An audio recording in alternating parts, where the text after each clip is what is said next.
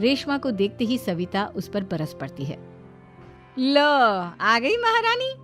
ऐसा भी क्या सामान लाना था जो सुबह आंख मलते ही बाजार की तरफ रवाना हो गई? भाभी, कल आप ही तो चीख रही थी कि घर का सारा सामान मुझे ही लाना पड़ता है, घर में किसी को भी किसी काम से कोई लेना देना नहीं है। अब मैं बाजार जाकर सामान ले आई तो आपको इस बात से भी तकलीफ हो रही है? देख रही हो माँ जी, अपनी बेटी की जुबान कैंची से भी तेज चलती है। और मयंक, आप तो कुछ कहेंगे नहीं अपनी लाडली बहन को। रेशमा, अपनी भाभी से ऐसे बात नहीं करते। चलो माफी मांगो। भैया, मैं क्यों माफी मांगू? आप भाभी से बोलिए ना कि हम पर कम हुक्म चलाया करे। हम इस घर की बेटियां हैं और आपकी पत्नी की ननद है, नौकरानी नहीं। लो, कर लो बात। इनकी भलाई के लिए कुछ भी बोलो तो इन्हें बुरा लग जाता है।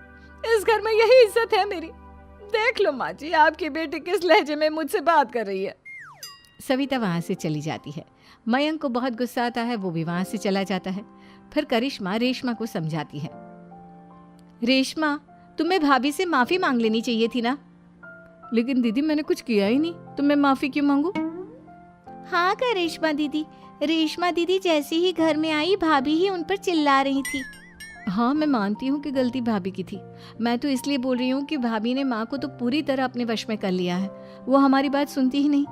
मयंक भैया हमारे लिए हमेशा खड़े रहते हैं, इसलिए उनकी बात का मान तो तुम्हें रखना चाहिए था ना। कोई फायदा नहीं दीदी, कुछ दिनों की बात और है, भाभी उन्हें भी हमारे खिलाफ भड़का देंगी। फिर वो भी माँ की तरह हमारी किसी बात का विश्वास नहीं करेंगे। इसी तरह सविता अपनी तीनों ननदों को किसी न किसी बात पर परेशान करती रहती थी। एक दिन मयंक अपनी तीनों बहनों के लिए गिफ्ट लाया। क्या रेशमा, ये तुम्हारे लिए हार का सेट। रेशमा, तुम्हारे लिए सुंदर सी ड्रेस। और मनीषा, तुम्हें किताबें पसंद है ना, तुम्हारे लिए किताबें लाया हूँ। थैंक यू भैया। थैंक यू भैया।